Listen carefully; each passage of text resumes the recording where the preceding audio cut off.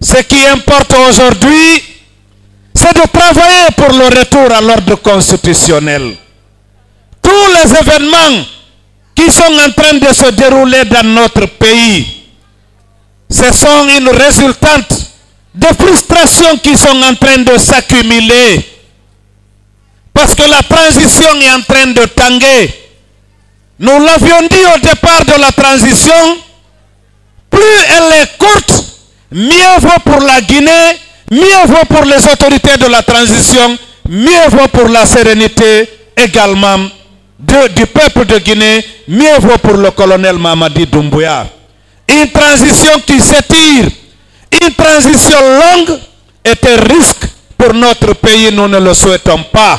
C'est ce qui fait qu'il est important que les 13 mois qui restent, que le CNRD les mette à profit pour rapidement et très rapidement respecter l'article 77 de la charte de la transition, c'est-à-dire inviter les véritables forces vives de Guinée, avec en tête leur leader. Je vais parler du président Cellou Dalein Diallo et ses collègues des forces vives pour que nous puissions enfin avoir le véritable dialogue, les yeux dans les yeux, comme on le dit, œil pour œil, dent pour dent, pour que nous puissions discuter des questions fondamentales liées au retour à l'ordre constitutionnel.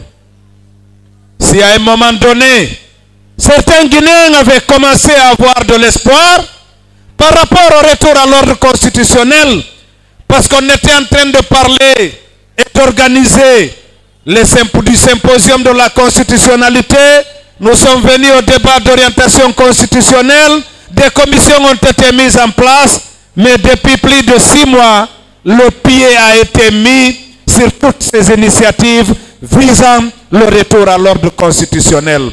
Aujourd'hui, le constat, il est là, il est partagé, nul n'a besoin de le dire. Vous de la presse, vous le savez comme nous.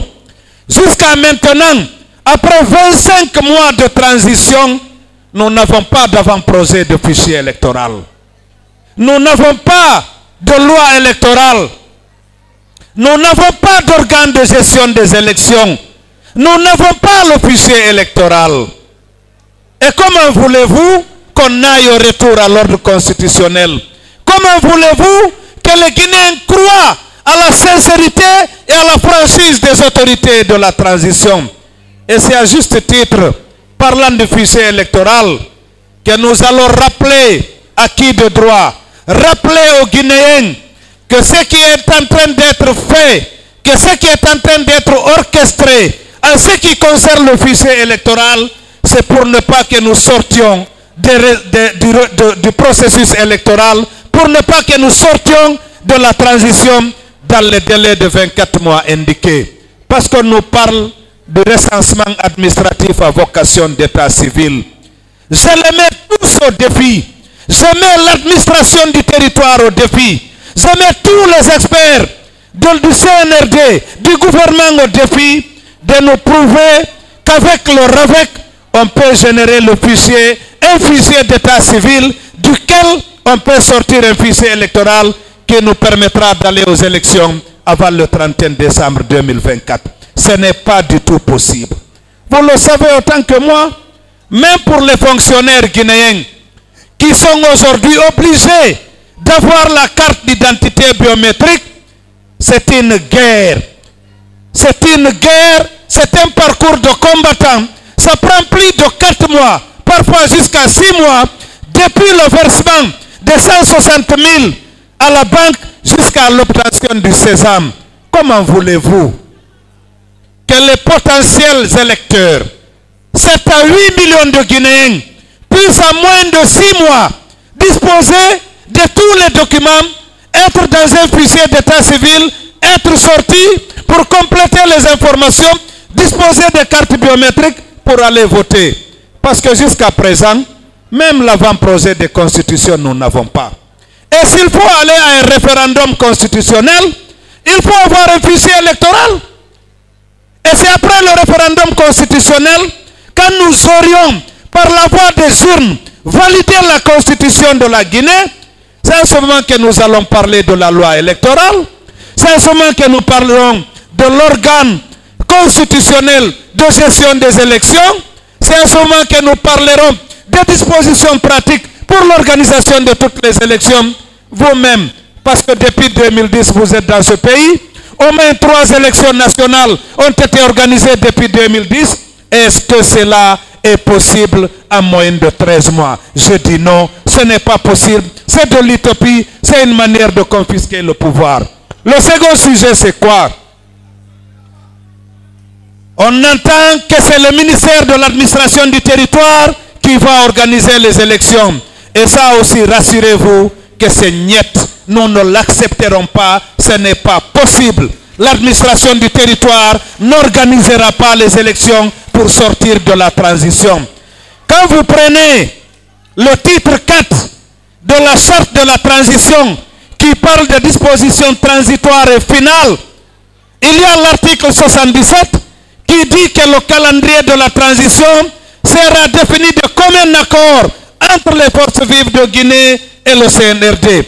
L'article 78 dit quoi?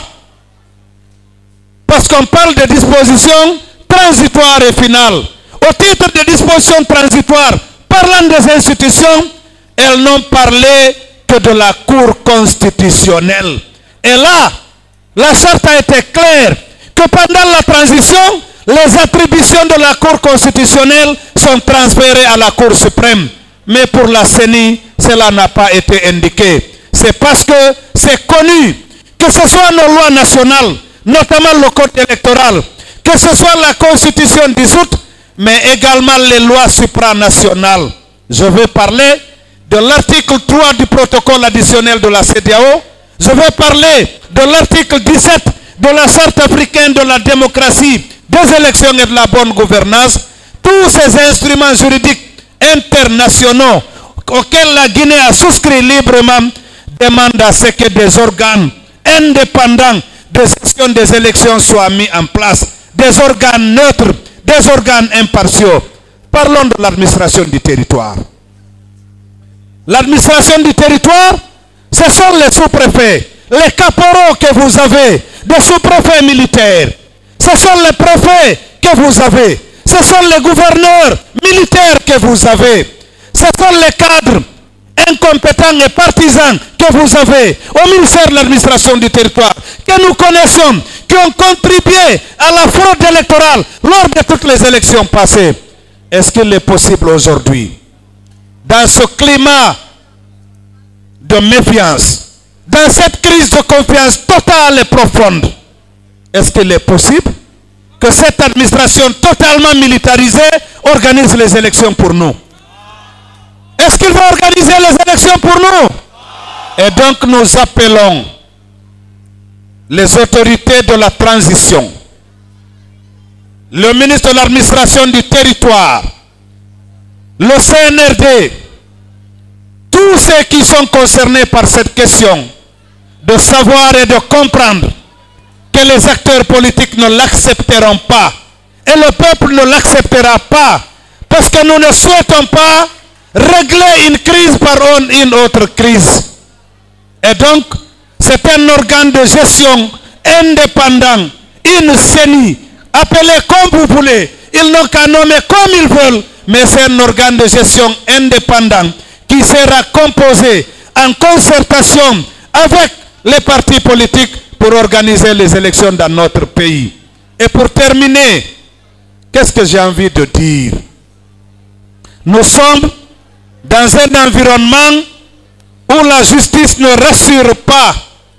Nous sommes dans un environnement où les libertés fondamentales et individuelles sont confisquées dans notre pays. Si nous voulons ramener la sérénité, comme il l'avait annoncé, il faudrait effectivement que la justice soit la boussole. Nous déplorons les événements récents qui se sont passés dans notre pays.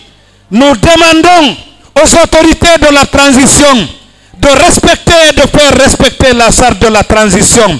Je vais rappeler l'article 8 de la charte de la transition au titre des droits et libertés.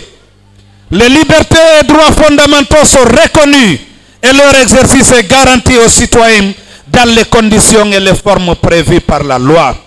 Aucune situation d'exception ou d'urgence ne doit justifier la violation des droits humains.